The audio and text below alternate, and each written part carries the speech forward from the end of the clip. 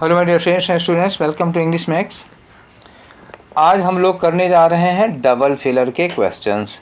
अच्छा, इस double filler को करने के पहले आप लोग एक बात ध्यान से सुन लीजिए कि इसके पहले वाले सेशन में हम लोगों ने सिंगल फिलर या फिलर्स की स्ट्रेटजी की थी। तो फिलर्स की जो स्ट्रेटजी हमने की थी उसके बाद हमने आप लोगों को सिंगल फिलर के बहुत सारे क्वेश्चंस करवाए थे। तो फिलर में हमने स्ट्रेटजी आप लोगों से डिस्कस की है कि कैसे इनको भरा जाता है। ठीक है, क्या तरीका अपनाएगा, कब कंजंक्शन का रूल लगेगा, कैसे ऑप्शन को एलिमिनेट करेंगे, ठीक है, कैसे बिना ऑप्शन देखे ही आप आंसर पता कर लेंगे। तो तमाम सारी चीज़ों पर हम लोगों ने उसमें डिस्कशन किया था कि फिलर को कैसे भरा जाता है।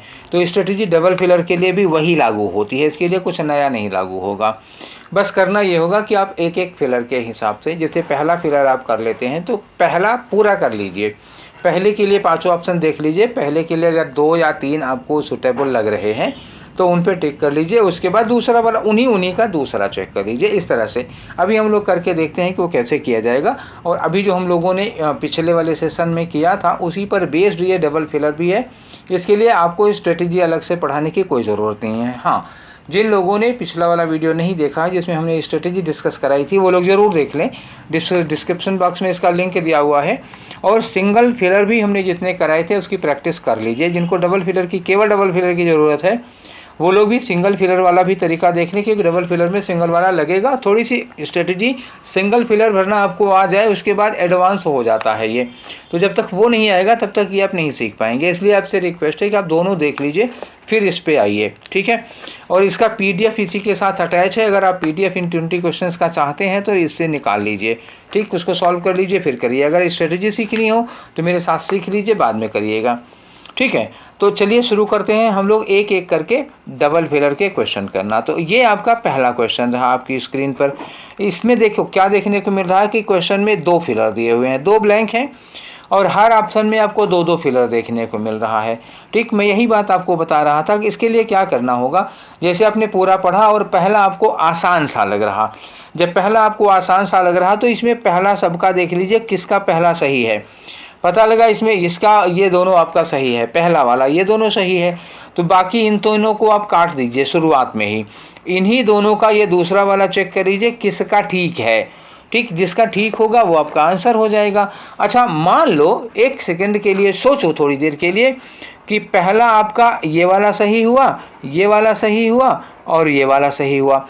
दूसरे में आपका ये वाला सही हुआ, ये वाला सही हुआ और ये वाला सही हुआ। तो इसका ये सही है, ये तो सही नहीं है, तो फिर ये आंसर तो होगा नहीं हमारे काम का। इसका ये सही है, ये तो है नहीं, तो जब ये सही नहीं है तो ये आंसर भी हमारे किसी काम का नहीं है। इसका ये सही है लेकिन ये नहीं है तो ये आंसर भी किसी काम का नहीं। इसका ये सही ये नहीं सही तो हमारे इसके भी कोई काम का नहीं। जिसका दोनों सही होगा वही आंसर तो हमारे काम का होगा, तो आपका आंसर सी होगा। तो ध्यान रखिए, हर फिलर के लिए 2-2 ऑप्शन, 3-3 ऑप्शन, 2-2 ऑप्शन, 3-3 ऑप्शन सही होंगे, लेकिन किसी एक का दोनों सही होगा ऐसा केवल एक में पाया जाएगा।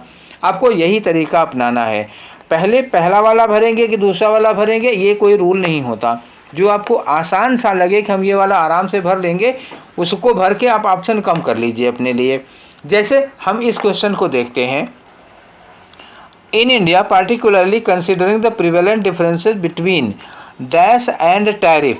अब यहाँ एंड के बाद टैरिफ लिखा है तो इसका मतलब हुआ कि ये हमारे लिए भरना आसान होगा, टैरिफ से रिलेटेड चीज़ होगी। ठीक है ना।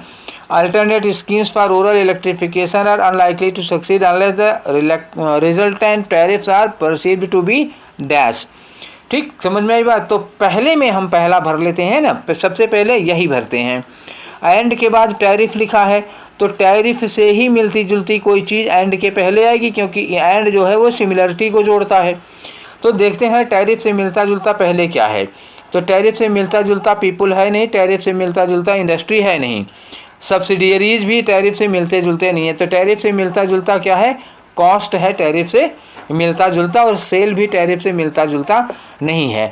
तो अगर आप पहले फिलर के लिए केवल एक ऑप्शन पा रहे हैं तो इसी का दूसरा भी होगा, क्योंकि पहले में अगर 2 ऑप्शन 3 ऑप्शन मिले होते तो हम दूसरा ऑप्शन चेक करते। अगर एक ही ऑप्शन करेक्ट है तो आगे सोचने की कोई ज़रूरत नहीं है।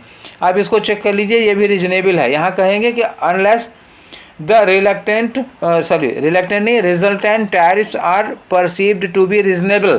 तो ये रीजनेबल यहाँ के लिए सूटेबल है, दोनों सूटेबल हो गया। तो एक फिलर भरने से दोनों का काम हो गया। कभी कभी ऐसा होता है कि एक ही ऑप्शन सही निकल जाता है। अब आ जाओ दूसरे क्वेश्चन में। देखो दूसरा क्वेश्चन क्या कह रहा है कि dash in India has been the dash of small and marginal farmers. तो फार्मर्स से रिलेटेड है तो पहले क्या होगा, फार्मर से रिलेटेड है, सिस्टम्स होगा नहीं, पॉटर होगा नहीं। फार्मर से रिलेटेड है तो क्या, एग्रीकल्चर होगा, ठीक है, और फर्टिलाइजर्स भी नहीं होगा, और फार्मर्स तो पहले वहाँ दे ही रखा है, फार्मर्स यहाँ होगा नहीं। देखा जाए तो केवल एक ऑप्शन सुटेबल है। वैसे अगर ये करना चाहते हो कि फार्मर से रिलेटेड सारी चीज़ें ले लो तो ठीक है, आप वाटर ले लो, एग्रीकल्चर ले लो, फर्टिलाइज़र ले लो, तीनों चीज़ें फार्मर से रिलेटेड हैं। अब हमको तो खैर एक बार में लग गया कि एग्रीकल्चर ही होगा, क्योंकि वो करते करते थोड़ा एक्सपीरियंस के नाते ये हो गया कि यही सी वाला ही हो सकता है। पर अब मुझे आपको समझाना है तो हम आपको ऐसे तरीके से काट के बताते हैं कि ए और ई उससे रिलेटेड नहीं है, ठीक। अब ये तीन, पहले फिलर के लिए तीन हो गए, वाटर हो गया, एग्रीकल्चर हो गया और फर्टिलाइजर हो गया। इन्होंने कहा कि has been the dash of small and marginal farmers, ठीक है। तो ये स्मॉल और मार्जिनल फार्मर्स के लिए एक तरह से मान लो कि बपौती टाइप का बना रहा है। खेती ही स्मॉल और मार्जिनल फार्मर ही करेंगे, छोटे और सीमांत किसान ही खेती करेंगे इंडिया में, ऐसा उनके साथ जुड़ा हुआ है। क्योंकि जो बड़े हैं, अमीर हैं, वो खुद खेतों में काम करने नहीं जाते हैं। जो मध्यम हैं और जो मार्जिनल किसान हैं वो खेतों में मेहनत करने जाते हैं। तो इनके लिए जैसे गिरवी रखा हुआ है तो क्या लगाओगे आप, प्रिजर्व लगाओगे, ये सुटेबल हो गया। यहाँ आउटकम है नहीं, has been the outcome of small वाले में ये आ नहीं रहा है, आउटकम लगेगा नहीं। टेन्योर होता है, पीरियड के लिए लगता है, वो लगेगा नहीं।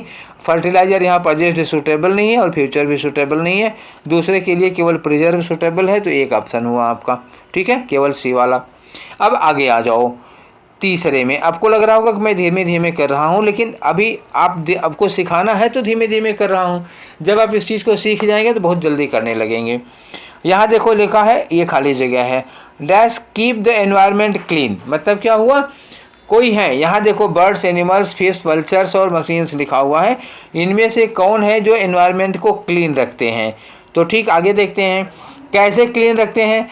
बाय डैश ऑन एनिमल करकासेस, करकास का मतलब होता है डेड बॉडी, तो जानवरों की जो डेड बॉडी होती है उसको डैश करके। तो जानवर की डेड बॉडी को क्या करके क्लीन रखेंगे, तो जानवर की डेड बॉडी को देखो, जानवर की डेड बॉडी को ईटिंग होगा, फीडिंग होगा, गल्पिंग होगा, स्कैवेंजिंग होगा या फिर एंक्रोच। तो एंक्रोच तो होगा नहीं, जानवर की डेड बॉडी पे एंक्रोच करना नहीं है। अब देखना यह है कि किसके बाद ऑन लग सकता है, ये भी तो देखना है। मैंने बोला था कुछ सिंगल फिलर वाले में कि कुछ ऐसी वर्ब्स होती हैं जिनके बाद फिक्स वर्ब फिक्स प्रीपोजिशन लगती है। तो ऑन किसके साथ लगता है, ईट के बाद ऑन लगता है, नहीं लगता। फीड के बाद ऑन अपान लगता है, ठीक, फीड के बाद ऑन अपान लगता है, ये ठीक है। गल्प के बाद नहीं लगता, ठीक, गल्प के बाद ऑन नहीं लगता, तो ये ऑप्शन आपका गलत हो गया। स्कैवेंजिंग के बाद ऑन लगता है। तो दो आंसर बचा आपका, कौन कौन सा ऑप्शन बचा, केवल बी वाला और सी वाला जिसके बाद ऑन लग सकता है।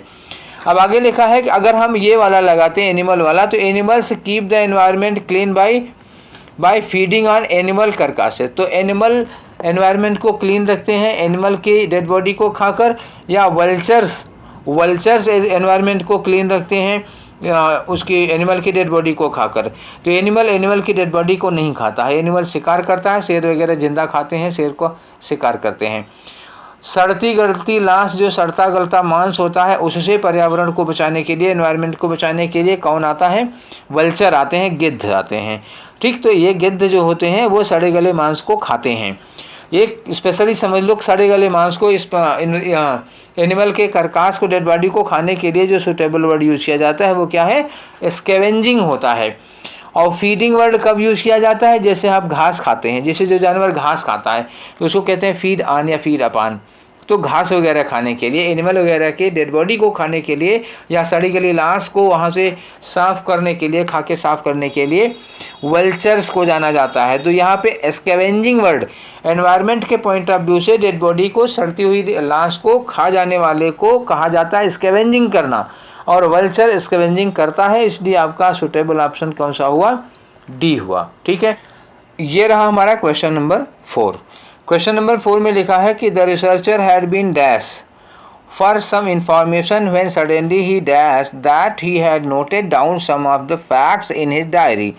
कोई रिसर्चर है, किसी चीज़ को कोई इन्फॉर्मेशन ढूंढ रहा था, रिसर्चर से इन्फॉर्मेशन ढूंढ ही रहा होगा, जब उसको अचानक ये महसूस हुआ, वो याद आया कि उसने डायरी में कुछ फैक्ट्स नोट कर रखे हैं। ठीक है, तो एक बात और ध्यान रखना है यहाँ पर कि पहला फिलर ऐसा होगा जिसके बाद फार लग सकता हो। ठीक, पक्का फार जिसके बाद लगेगा वही पहला फिलर हो सकता है, और ढूंढने तलाशने के लिए हमें लगाना है। तो एस्पायरिंग होगा नहीं, महत्वाकांक्षा के लिए लगता है। हंटिंग के बाद फार लगता है, ये हो सकता है, तो ये हो गया, हंटिंग फार हो सकता है। लुकिंग के बाद फार लग सकता है, ये आपका दूसरा वाला हो सकता है। लेवल्ड के बाद फार नहीं लगता, जेनरेट के बाद फार नहीं लगता, तो आपके 2 ऑप्शन यहाँ हो गए। अचानक ही dash that he had noted, अचानक उनको महसूस हुआ, तो रिस्पॉन्डेड होगा नहीं, इंक्वायर्ड होना है, रियलाइज्ड होना है, सजेस्टेड दैट और रिमेंबर दैट। हाँ, रिमेंबर दैट हो सकता है, ये रिमेंबर दैट हो सकता है। 2 ऑप्शन आपका हुआ। अब देखो मैं यहाँ से निकालता हूँ, आपको थोड़ा साफ करके दिखाता हूँ। पहले ऑप्शन के लिए ये दोनों सुटेबल हैं, दूसरे ऑप्शन के लिए क्या, रियलाइज्ड और रिमेंबर्ड दैट। ठीक, 2 ऑप्शन सुटेबल हुए। तो अब ये रिमेंबर्ड का दूसरा सही है, पहला गलत है, तो ये हमारे किसी काम का नहीं है। बी का हंटिंग सही है लेकिन दूसरा गलत है, तो हमारे किसी काम का नहीं है। सी वाला है जिसका दोनों का दोनों सही है, इसलिए आपका आंसर क्या होना चाहिए, सी होना चाहिए। ठीक है, अब आ जाओ क्वेश्चन नंबर 5 में। क्वेश्चन नंबर 5 क्या कह रहा है कि power to dash the constitution, constitution को डैश करने की पावर, डैश इन पार्लियामेंट। ठीक, पार्लियामेंट में डैश है, मतलब अब देखो कॉन्स्टिट्यूशन में क्या करोगे, power to change the constitution, power to amend, power to read, power to revise, power to recommend. तो यहाँ रिकमेंड लगना नहीं है, रिवाइज लगा सकते हो, रीड लगाने की ज़रूरत नहीं है। अब अमेंड लगा सकते हो, और कॉन्स्टिट्यूशन को चेंज किया, चेंज चलो लगा भी देते हैं, चेंज को भी मान लेते हैं आपका। तो 3 ऑप्शन पे आपको चलना है, पहला, दूसरा और चौथा। रीड और रिकमेंड यहाँ ठीक नहीं था। अब यह है कि वो पार्लियामेंट में निहित है, पार्लियामेंट में निहित है, इसके लिए हम क्या वर्ड यूज करते हैं कि में निहित है, मतलब वेस्ट है, तो यहाँ रेस्ट लगेगा नहीं, वेस्ट लग सकता है, रेस्ट यहाँ भी दिया है, तो ये देखो 2 कट गए आपके। ठीक है, तो एक ऑप्शन बचा अमेंड और वेस्ट, तो इसलिए आपका ऑप्शन कौन सा हुआ, केवल बी होगा। ठीक, अब आगे आ जाओ क्वेश्चन नंबर 6 में। तो क्वेश्चन नंबर 6 देखो क्या कह रहा है, a wet coal feed requires more oxygen। अगर गीला कोयला, वेट कोल का मतलब क्या हुआ, गीला कोयला है तो उसको जलने के लिए मोर ऑक्सीजन की जरूरत होती है। Dash and faces a loss in dash, और वो कम कहते हैं कि मतलब कम अच्छा होता है, उसकी एफिशिएंसी भी कम होगी। From the evaporation of water, क्योंकि उसमें पहले गीला कोयला होगा तो पानी इवेपोरेट होगा, तब वो कहीं जाके जलेगा, और ये काम करने के लिए ऑक्सीजन की भी ज़्यादा ज़रूरत पड़ेगी। ठीक है, तो ऐसे में हम क्या करेंगे, इसको कैसे भरेंगे। पहले तो ये कहेंगे कि गीला कोयला ज़्यादा ऑक्सीजन लेता है, ज़्यादा ऑक्सीजन लेने के लिए क्या करोगे, कंज्यूम्ड होगा नहीं, ऑक्सीजन कंज्यूम्ड नहीं होगा, कंजम्पशन होना चाहिए, तो ये गलत हो गया, वर्ब है, ये लगेगा नहीं, बर्निंग लगेगा नहीं। ठीक है, यूज लगा सकते हो और कंजम्पशन लगा सकते हो, डेफिशिएंसी लगेगा नहीं।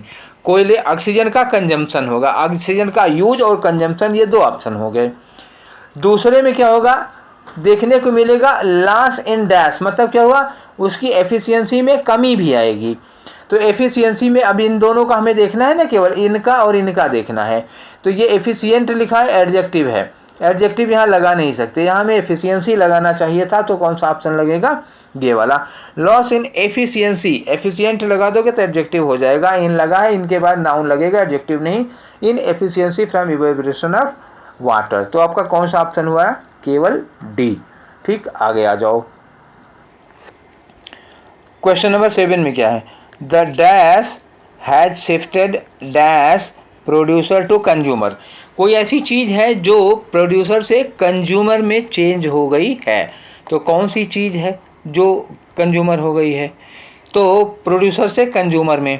तो इसमें क्या हो गया है, देखो भरने के लिए इसमें बहुत सटीक, बहुत सूटेबल एक चीज़ मिलेगी आपको, डैश टू, यहाँ है ना टू लगा है, प्रोड्यूसर टू कंज्यूमर, तो जब ये टू लगाओगे तो टू का दूसरा वाला पेयर अपने आप क्या होता है, फ्रॉम होता है। बात समझ में आ गई ना। फ्रॉम के साथ ही हम लोग टू यूज किया करते हैं, ये है फ्रॉम, और फ्रॉम के बाद दूसरा क्या लगेगा, टू। फ्रॉम और टू का मैंडेटरी पेयर होता है, और एक ही ऑप्शन में फ्रॉम दिया हुआ है। ये देखो, ये देखो, ये देखो, ये देखो, ये देखो, केवल एक में फ्रॉम है। इस टू को लेके अगर हम भरते हैं तो केवल फ्रॉम लगेगा, एक ही में है तो पहला वाला हम अपने आप ले लेते हैं। आंसर हमारा क्या होगा, डी होगा। ठीक है, तो ऐसे बुद्धि लगाओ, ज़्यादा मेहनत करने की ज़रूरत नहीं है। बुद्धि लगाओगे तो मेहनत कम करनी पड़ेगी, मैं बार बार इस बात को कहता हूँ। आगे आ जाओ, यहाँ लिखा है कि डैश है been an integral part of our successful, ठीक, the world rural electrification programs. दुनिया के जितने भी रूरल इलेक्ट्रिफिकेशन प्रोग्राम्स हुए हैं उसमें जितने भी सक्सेसफुल पार्ट रहे हैं उनमें dash have been the integral part, उसमें डैश चीज़ है जो इंटीग्रल पार्ट रही है, मतलब उसका अभिन्न हिस्सा रहा है। रेंजिंग फ्रॉम कहाँ से कहाँ तक, चाहे वो डेवलप्ड कंट्रीज हो यूएसए की तरह के, चाहे डेवलपिंग कंट्रीज हो लैटिन अमेरिका के देशों की तरह और एशिया के देशों की तरह। ठीक है ना। देखो बेटा, इस क्वेश्चन में एक गड़बड़ी हो गई है। गड़बड़ी ये हो गई है कि ये जो डैश यहाँ लगा है ये लगेगा यहाँ पर, ठीक। आर सक्सेसफुल इलेक्ट्रिफिकेशन प्रोग्राम और डैश द वर्ल्ड, ठीक है, ये यहाँ पे लगा था डैश द वर्ल्ड, ये यहाँ आना चाहिए था। समझ में आई बात। तो ये द वर्ल्ड, मान लो यहाँ पे द वर्ल्ड लिखा है, मैं ऐसे लिख रहा हूँ, प्रोग्राम्स डैश द वर्ल्ड, ऐसे था ये सेंटेंस। वो मुझसे मतलब टाइप करने में, सेटिंग करने में कुछ गड़बड़ हो गई है। तो ये खाली जो ब्लैंक है वो द वर्ल्ड के पहले लगा हुआ है, ठीक है, और ये कि यहाँ है। तो डैश द वर्ल्ड का मतलब पूरी दुनिया में, पूरी दुनिया। अब पूरी दुनिया में लगाने के लिए क्या लगाओगे, besides the world, across the world, through the world, with the world, about the world. तो इसमें क्या लगाओगे, पूरी दुनिया के लिए अक्रॉस द वर्ल्ड। अब इसके लिए पहला देख लो, अक्रॉस के साथ क्या सब्सिडी लग रहा है कि नहीं लग रहा है। इन्होंने कहा कि subsidies have been an integral part of successful, यहाँ छोड़ दे रहा हूँ, सक्सेसफुल रूरल इलेक्ट्रिफिकेशन प्रोग्राम्स। अब लिखो यहाँ डैश द वर्ल्ड, मतलब क्या हुआ, अक्रॉस द वर्ल्ड। तो सब्सिडीज उसका एक अभिन्न अंग रहा है, पूरे दुनिया में रहा है, तो ये ठीक लग रहा, ठीक है, अक्रॉस द वर्ल्ड और सब्सिडीज सुटेबल है। तो ये इसमें थोड़ा सा हमारा जो डैश है वो ठीक जगह पे नहीं लगा, गड़बड़ जगह पे लग गया था। ठीक है, उम्मीद है आप लोग समझ गए होंगे। ठीक है, अब आ जाओ नवा क्वेश्चन। देखो क्वेश्चन नंबर 9 में क्या दिया हुआ है कि the series of dash bank notes, series of dash bank notes. अब यहाँ पे बैंक नोट में कोई फोटो हो सकती है या कोई नंबर हो सकता है, ऐसा कोई सीरीज किसी की होती है, उसी की होती है। Series of dash bank notes are dash by the reserve bank of India. ठीक है, तो जाहिर सी बात है, एज अ लीगल टेंडर, तो रिजर्व बैंक ऑफ इंडिया के द्वारा लीगल टेंडर के रूप में क्या किया जाता है, तो लीगल टेंडर के रूप में रिजर्व बैंक के द्वारा ऑर्गेनाइज, नोट की बात हो रही है, नोट ऑर्गेनाइज किया जाता है, नहीं, नोट इशू किया जाता है, यस, ऑर्गेनाइज्ड होगा नहीं, इशूड होगा, यस, इशूड होगा, यस। दूसरे के लिए 3 ऑप्शन है, इशूड है, इशूड है, इशूड है, बस एक ही ऑप्शन है। अब ये बताओ कि कॉन्स्टिट्यूशनल बैंक नोट्स हैं, series of constitutional bank notes, no, और series of Mahatma Gandhi bank notes, yes, series of developed bank notes, no. तो महात्मा गांधी की जिस पर फोटो छपी होती है वो बैंक नोट्स रिजर्व बैंक के द्वारा जारी किए जाते हैं। तो इसमें कौन सा ऑप्शन आ गया, डी आ गया। ठीक है, अब आगे आ जाओ क्वेश्चन नंबर 10 में।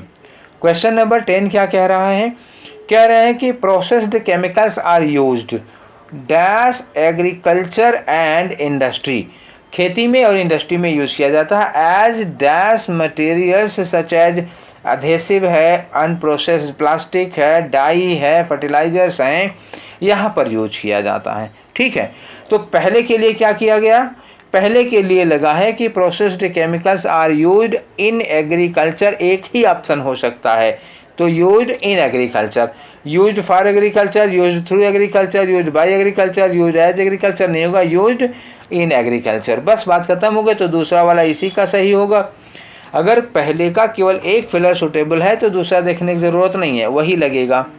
ठीक, अब उसको देखोगे तो मन में कन्फ्यूजन होगा क्योंकि दूसरा कुछ और अच्छा लगने लगेगा।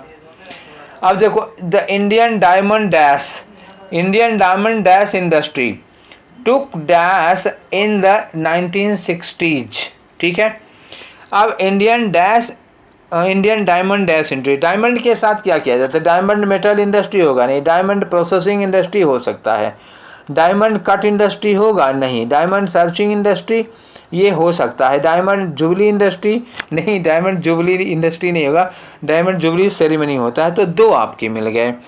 आगे लिखा है टुक डैश इन 1960, 1960 में ये शुरू हुआ था। तो टेक चांस होगा या टेक रूट होगा? तो टेक रूट होता है, टेक चांस नहीं होता है। बात समझ में आ गई? तो टेक रूट, इस समय ये शुरू हुई थी। क्लियर हो गया? आगे आ जाओ क्वेश्चन नंबर 12 पे।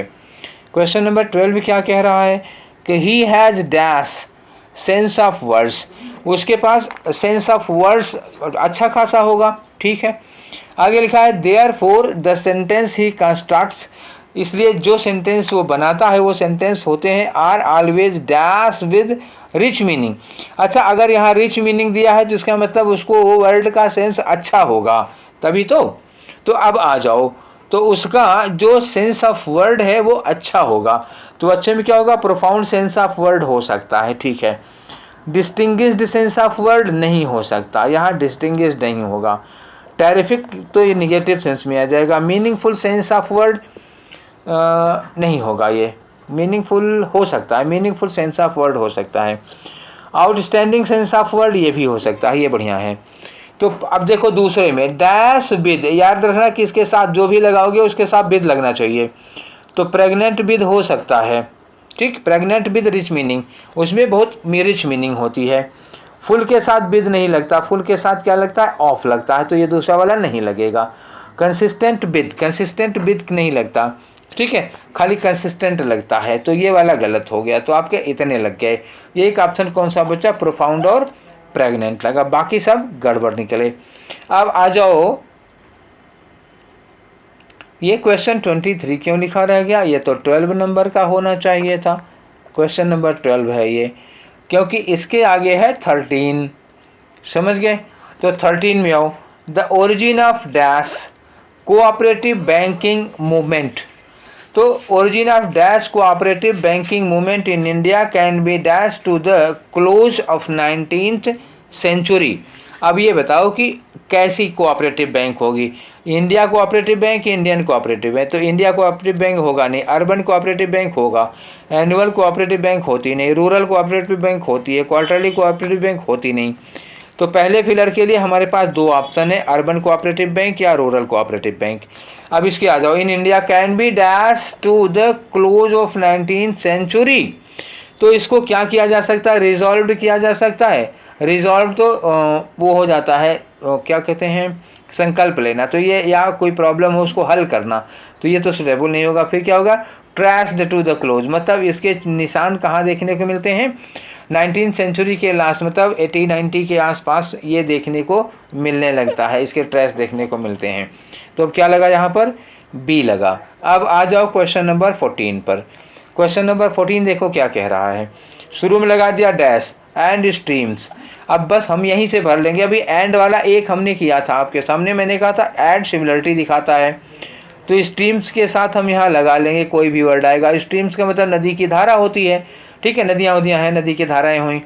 तो यहाँ भी कोई वाटर बॉडी लगेगी, वाटर बॉडी लगेगी तो पाइप लगेगा नहीं, माउंटेन लगेगा नहीं, लेक लग सकता है, रेनफॉल लगेगा नहीं, बोट लगेगा नहीं। एक ही ऑप्शन है। अब देखो मैं तो कर दिया, मैं इसी तरह कहता हूँ, एक ही ऑप्शन यहाँ सुटेबल है, मेरा आंसर हो गया। लेकिन मैं आपको और समझा देता हूँ, पूरा का पूरा समझा देता हूँ, ठीक। तो ये लिंक से लग गया। Dash and streams become acidic, acidic मतलब पीएच मान बढ़ जाएगा, पीएच मान घट जाता है। तो स्ट्रीम्स एसिडिक हो जाती हैं कब? When the water itself and its surrounding soil cannot buffer the acid rain enough to dash it, मतलब जब वो वहाँ का बफर स्टॉक उसको न्यूट्रलाइज नहीं कर पाता। तो क्या करना है? एक ऑप्शन लगेगा न्यूट्रलाइज करना पाने का, इवैक्यूएट करने के लिए लगेगा नहीं, न्यूट्रलाइज सुटेबल होगा, होल्ड लगेगा नहीं, नेविगेट नहीं लगेगा, न्यूट्रलाइज सबसे सुटेबल है। तो ये लेक हो गया, ये न्यूट्रलाइज हो गया, आपका ये सी वाला ऑप्शन करेक्ट हो गया। अब आ जाओ क्वेश्चन नंबर 15 में, ठीक। 15 में क्या कह रहा है कि nursery business is highly dash, nursery का बिजनेस बहुत हाईली डैश है।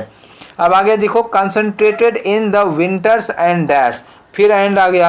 एंड के पहले विंटर्स लिखा है, तो एंड के बाद भी कोई ऋतु आएगी, कोई ऋतु आएगी तो क्या करोगे?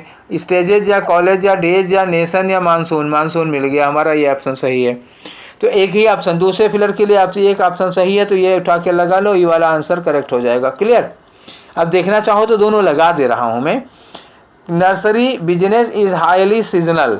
नर्सरी बिजनेस जो होता है, नर्सरी में पौधे लगाने वाला बिजनेस क्या होता है, सीजनल होता है, और ये कंसंट्रेट होता है खासतौर से जाड़े में और बरसात में। हो गया ना सुटेबल? अब ये सब कोई लगाने का कोई मतलब ही नहीं था। एक पकड़ो, उसके ऑप्शंस ले लो, एक में या दो में मिलेंगे, एक ही में मिले तो द बेस्ट है, एक ऑप्शन से काम बन गया, दो में मिल गया तो चेक कर लो, क्रॉस चेक कर लो एक बार और। ठीक, अब यहाँ जाओ क्वेश्चन नंबर 16 में। When I am an autocrat, जब मैं एक ऑटोक्रेट हूँ, तो ऑटोक्रेट से सारा पता चल जाए। ऑटोक्रेट मतलब तानाशाह होता है। तो आई एम, अगर मैं ऑटोक्रेट हूँ तो I am dash in the extreme, तो मैं एक्सट्रीम में डैश होऊंगा। फिर वही ऑटोक्रेट से रिलेटेड, यही से यहाँ रिलेटेड वर्ड आ जाएगा। माई डायरेक्ट मेथड होगा to dash power and control, मतलब मैं चाहूँगा कि पूरी पावर, सब कुछ मेरे कंट्रोल में लेना चाहूँगा, पावर कंट्रोल सब मेरे हाथ में हो। तो ऑटोक्रेट से रिलेटेड वर्ड कौन सा होगा? परफेक्शनिस्ट होगा? नहीं। ऑटोक्रेटिक होगा? ठीक है, ये हो सकता है। डोमिनेटिंग हो सकता है, पजेसिव नहीं होगा, और इलेबोरेट नहीं होगा। दो ऑप्शन बचे। तो ऑटोक्रेटिक का एनगल्फ, मैं पावर और कंट्रोल को एनगल्फ करना चाहूँगा? बिल्कुल नहीं। क्या होगा? टू सीक करना चाहूँगा। सीक करना मतलब क्या हुआ? मैं इसको पाना चाहूँगा। तो ऑप्शन कौन सा हो गया आपका? सी वाला ऑप्शन सुटेबल है, जिसके दोनों ऑप्शन ठीक हैं। अब आ जाओ आपके क्वेश्चन नंबर 17 में। क्वेश्चन नंबर 17 क्या कह रहा है कि द फियर डैश, जो डर है वो डैश हो जाता है। अब क्या हो जाएगा देखें, व्हेन फीलिंग इनकम्पिटेंट, जब आपके अंदर इनकम्पिटेंट, इनकम्पिटेंट का मतलब क्या होता है? अक्षम। अक्षम का मतलब क्या हुआ? हम इस काम को करने में सक्षम नहीं हैं। जब आपके अंदर ये फीलिंग आ जाती है तो ये इनकम्पिटेंट की जो फीलिंग है, is the fear of being humiliated, embarrassed and dash. तो वो फीलिंग क्या होती है? देखो, एंड से फिर कनेक्शन मिला। एंड के पहले क्या लिखा है? बीइंग ह्यूमिलिएटेड, मतलब लोग इंसल्ट करेंगे, अपमान करेंगे। एम्बैरेस्ड, शर्मिंदा होना पड़ेगा। अब ह्यूमिलिएटेड और एम्बैरेस्ड से मिलता जुलता वर्ड यहाँ क्या लगा सकते हो? क्रिटिसाइज लगा सकते हो, बिल्कुल ठीक है। डाउन ट्रोडन लगेगा? नहीं लगेगा। डैमेज लगेगा? नहीं लगेगा। वल्नरेबल लगेगा? नहीं लगेगा। एक्सपोज लगेगा? हाँ, ये लग सकता है। दो ऑप्शन। एक्सपोज का मतलब क्या हुआ? हमारी कमी लोगों के सामने आ जाएगी। क्रिटिसाइज, लोग हमारी आलोचना करेंगे। तो ये दो ऑप्शन सुटेबल लग रहे हैं। अब the fear dash, the fear ended हो जाता है या एम्ब्यूज हो जाता है? तो एंडोड नहीं हो जाता है, फियर क्या हो जाता है? एम्ब्यूज होता है, हमारे अंदर भर जाता है। तो सुटेबल ऑप्शन कौन सा था इसका? ई वाला, पहले के लिए एम्ब्यूज और दूसरे के लिए एक्सपोज। ठीक, आगे आ जाओ। Question number 18। अब 3 क्वेश्चन आपके पास और बचे हुए हैं। क्वेश्चन नंबर 18 में कह रहे हैं कि गोपाल वाज फ्रस्ट्रेटेड। ठीक है भाई, काहे फ्रस्ट्रेट था पता नहीं, आगे देखते हैं। गोपाल वाज फ्रस्ट्रेटेड भी सुंदर। ठीक है, गोपाल और सुंदर दो लोग हैं, और गोपाल सुंदर को देख के फ्रस्ट्रेट हो जाता है। हु किसके लिए लगा? सुंदर के लिए। तो ये जो वर्ड, जो सेंटेंस शुरू हो रहा है, हु वुड नॉट, किसके लिए लगा है? सुंदर के लिए। Sundar would not dash himself to the deadline, मतलब डेडलाइन का मतलब कोई टारगेट रख के चलना। ठीक, कोई काम पूरा करने के लिए एक डेडलाइन रख के चलना। तो जो सुंदर है वो डेडलाइन रख के काम नहीं करता है। सुंदर क्लेम्ड, सुंदर ये कहता है कि he was working well without deadline, कि वो बिना डेडलाइन के अच्छा काम कर लेता है। अब आगे चलो, लिखा है but Gopal dash and finally prevailed. फिर एंड से आपको हेल्प मिलने वाली है। एंड के बाद लिखा फाइनली प्रिवेल्ड, मतलब क्या हुआ? सक्सेसफुल रहा। तो एंड के पहले क्या होगा? अपनी कंटिन्यू रखता है, अपनी उसी चीज़ को कंटिन्यू रखता है। अपने किस चीज़ को कंटिन्यू रखता है? कि डेडलाइन रख के काम करना ये जारी रखता है। तो दूसरे वाले फिलर से भरे तो एनफोर्स्ड होगा नहीं, ऑर्डर्ड होगा नहीं, स्टिपुलेटेड होगा नहीं, परसिस्टेड हो सकता है, प्रेशराइज्ड होगा नहीं। तो परसिस्टेड मतलब वो कंटिन्यू रखता, अपने आप को जारी रखता, उसी थ्योरी पे काम करता रहता और एक दिन सफल हो जाता है। तो परसिस्टेड एंड फाइनली प्रिवेल्ड, तो ये ऑप्शन आपका सुटेबल है। तो इसमें यहाँ ये भी सुटेबल लगेगा। ठीक है, अब क्रॉस चेक करना चाहो तो देख लो। सुंदर से वो फ्रस्ट्रेट रहता था, सुंदर जो कि would not dash himself to deadline. तो जाहिर सी बात है, who would not commit himself to deadline, commit suitable है यहाँ पे। तो परसिस्टेड और कमिट दोनों के दोनों सुटेबल हैं। एक ऑप्शन आप पकड़ लीजिए, उससे आपके दूसरा ऑप्शन के जो ऑप्शंस हैं वो बहुत घट जाएंगे, बहुत कम हो जाते हैं। ठीक, 19 पे आओ।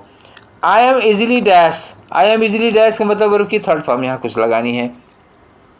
बाय प्रेशर, ये देखो बाय लगा है, इसके मतलब पैसे हुआ।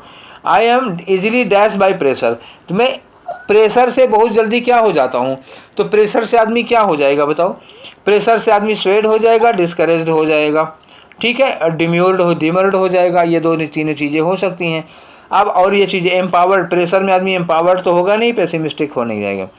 आगे लिखा है कि दैट वुड इंटरफियर, वो प्रेशर जो कि इंटरफियर करता है with accomplishing the goal of my unit, मैं अपने गोल को, अपनी यूनिट के गोल को पूरा कर पाने में मुझे डिस्टर्बेंस होता है। I stick with my dash, I stick with my dash का मतलब क्या हुआ, मैं अपने उस पर कन्विक्शंस पे अटल रहता हूँ। ठीक है, तो यहाँ दूसरे वाले के लिए क्या लगेगा, कन्विक्शंस होगा, मैंने जो ठान रखा है मैं उसी पे अटल रखता हूँ। तो हमारे पहले के लिए क्या मिला था, स्वेड मिला था, और क्या मिला था, डिस्करेज मिला था। तो I stick with my achievements, तो अचीवमेंट्स नहीं होगा, यहाँ पे क्या होगा, कन्विक्शंस होगा। कन्विक्शंस का मतलब जो मैंने तय किया है उस पर रहूँगा, अचीवमेंट्स पे नहीं है, अचीवमेंट्स पे अटल नहीं।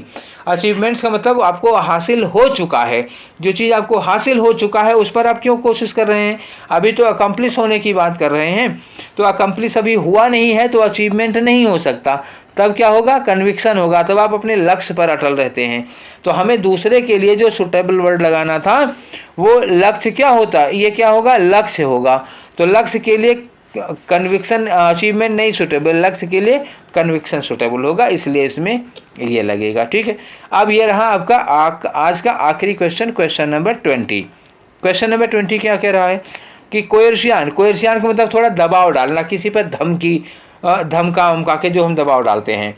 कोएर्शियन sometimes leads to the dash of short term goals, जो आप दबाव बनाकर के काम कर लेते हैं तो कभी कभी वो शॉर्ट टर्म गोल्स आपको दिला सकता है, लेकिन बट इट्स ड्रॉबैक्स, लेकिन इसके जो नुकसान हैं, फार डैश इट्स एडवांटेज, इसके जो नुकसान हैं वो इसके एडवांटेज पर भारी पड़ते हैं, जो इसके डिसएडवांटेज है इसके एडवांटेज पर भारी पड़ते हैं। ठीक है, तो दूसरे के लिए हमें क्या लगा देना है, भारी पड़ना। तो भारी पड़ने के लिए damage, percolate, outweigh, crumble, magnify, तो मैग्नीफाई लगेगा नहीं यहाँ पे। ठीक है, तो क्या करोगे यहाँ, आउटवे, भारी पड़ने के लिए आप क्या करोगे, आउटवे लगा सकते हो। क्लियर, समझ में आया। और तो कोई लग नहीं रहा है इसमें से हमें, डैमेज नहीं सुटेबल, एक ही सुटेबल लग रहा है, आउटवे होगा। इसके नुकसान इसके फायदे पर भारी पड़ते हैं। आप पहले वाले के लिए लगाना चाहो, एक वैसे मेरा हो निकल आया है, आप लगाना चाहो तो coercion sometimes lead to the dash of short term goals, तो कोएर्शियन कभी कभी आपको शॉर्ट टर्म गोल्स क्या करा देता है, शॉर्ट टर्म गोल्स आपको अकम्प्लिश करा देगा या अचीवमेंट करा देगा, ये भी हो सकता है, दो लग सकते हैं। पहले के लिए अब गोल रियलाइजेशन और अप्रिसिएशन और डेस्टिनेशन होगा नहीं, गोल का अकम्प्लिशमेंट होगा या अचीवमेंट होगा। तो पहले के लिए सी और डी हुआ और दूसरे के लिए क्रम्बल लगना नहीं था, आउटवे लग गया, बस हो गया काम आपका। तो इसमें क्या लगा आपका, केवल ऑप्शन सी होगा। तो आपको समझ में आया, इस तरह से हम लोग डबल फिलर के क्वेश्चंस को करते हैं। ठीक है, आज हम लोगों ने थोड़ा सीरियसली पढ़ लिया, जल्दी तो नहीं किए, बस अब मैं अगर बहुत धीरे धीरे करता तो आपको ये कैसे लगता कि इस तरीके से हम जल्दी क्वेश्चन कर सकते हैं। ठीक है, तो मुझे आपको तरीका भी सिखाना था कि कैसे करते हैं, कैसे छांट देते हैं, कैसे एक ऑप्शन को लेकर के हम सेट कर लेते हैं, दूसरे के लिए कम बचता है। ठीक, फिर आपको परेशानियां नहीं होंगी ना उसमें ढेर सारी। तो जैसे मैंने किया इस तरह से ही करता हूँ और मेरी एक्यूरेसी करीब 100% जाती है। ठीक है, और कोई जिसके हमें ऑप्शन पता है, जो हम जान पाते हैं, या तो फिर क्या करूँगा, अगर नहीं समझ में आया तो छोड़ दिया। एक बात ये हो सकती है, छोड़ दीजिए लेकिन गलत आंसर मत अटेम्प्ट करिए। ठीक है, तो ये 100% एक्यूरेसी वाला सिस्टम था, उसकी तरकीब थी, उसकी टेक्निक, जो भी आप समझो, स्ट्रेटजी, तरकीब, टेक्निक, जो आप कहना चाहो, ट्रिक्स कह सकते हो, हालांकि ट्रिक्स थोड़ा कम अच्छा लगता है। ठीक है, तो 20 क्वेश्चन मैंने आप लोगों को करा दिए और मैंने आपको बताया कि कैसे इसको सॉल्व करना। इसमें मेरा मेन पर्पस था कैसे सॉल्व किया जाता है। ठीक है, डबल फिलर को। ठीक, और इसके लिए जो ग्रामर लगनी है और जो तरीका लगना है वो आपको मैंने सिंगल फिलर वाले में बताया था। ठीक है। तो ये 20 क्वेश्चन हमने सॉल्व किए। ये तरीका आप लोगों को कैसा लगा और इससे आप लोगों को कितना फ़ायदा मिला, अच्छा लगा नहीं लगा, जो भी हो आप हमको कमेंट करके बताइएगा ज़रूर। और इसके बाद हम लोग मिलने वाले हैं डायरेक्ट इनडायरेक्ट में, ठीक है। तो उसमें भी हम ये बताएंगे कि हम डायरेक्ट इनडायरेक्ट के क्वेश्चंस को कैसे सॉल्व करते हैं। डायरेक्ट इनडायरेक्ट पढ़ाया नहीं मैंने, क्या क्या सावधानी रखनी है और कैसे उनको हमने फटाफट कैसे सॉल्व करना होगा, हमें ये काम करना है, ठीक है। तो फिर मिलेंगे हम लोग डायरेक्ट इनडायरेक्ट के नेक्स्ट सेशन में। Till then take care, thank you.